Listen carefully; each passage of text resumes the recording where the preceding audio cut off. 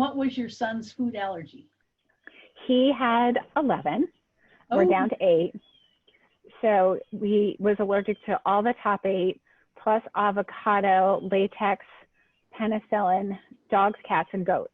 ooh. I know. We found the goat one when he had a preschool petting zoo adventure. But they're all anaphylactic. We've been able to introduce some tree nuts successfully. He's been able to eat avocado actually within the last 6 months with no problem, which is great for me because I lived in Houston, like I said, for a long time. And now I really love guacamole, like really fresh guacamole. So we can have avocado more regularly without sort of stressing about the cleanup. So we've been able to really work on some of those.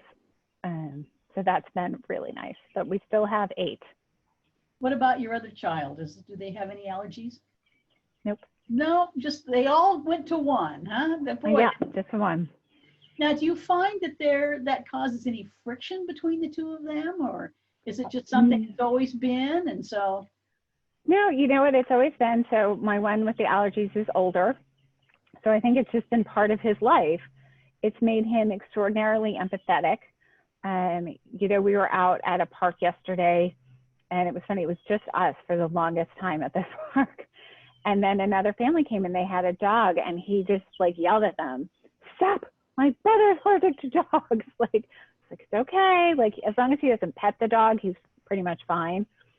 But he's very protective of his big brother. He's very aware of, you know, even before COVID, I always say the food allergy parents have been preparing for washing hands. It's way before COVID. So, you know, he makes sure everyone washes their hands after they eat. So they're really the best of friends. I think, you know, someone asked me one day, how did you get your kids? So they, like, my kids fight, but not really often. It's really rare.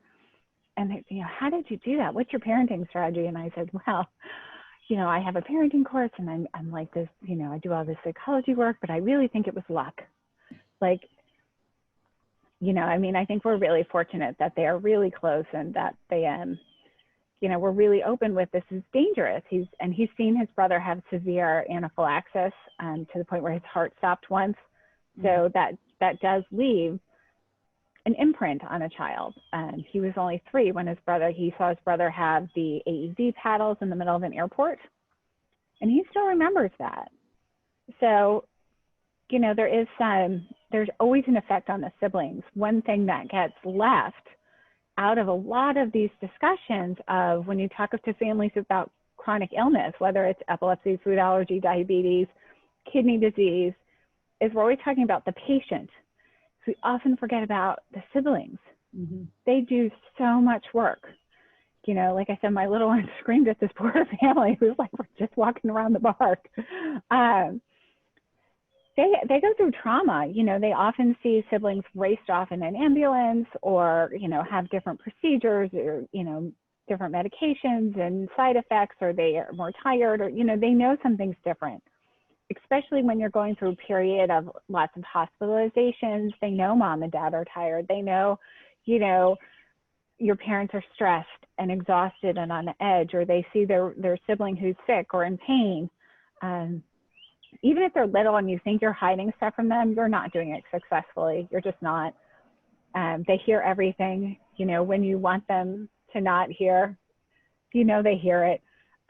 So we do talk a lot about how to include siblings, you know, and what things to really make sure you obviously don't include them on, and how to make sure you have those discussions when they're either out of the house or maybe, you know, that kind of thing. And then make sure you make time, special time for them.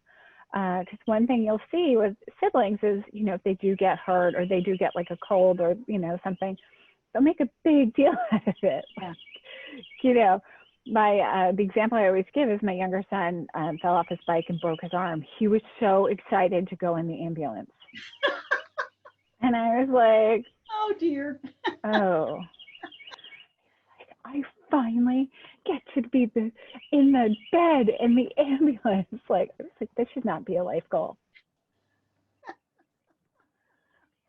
So, you know, these are, you know, things you just have to really make sure you make them special and make sure that going to the doctor doesn't seem like they're getting to spend extra time with mom and dad. Like, even though sure they do, but not make that special time.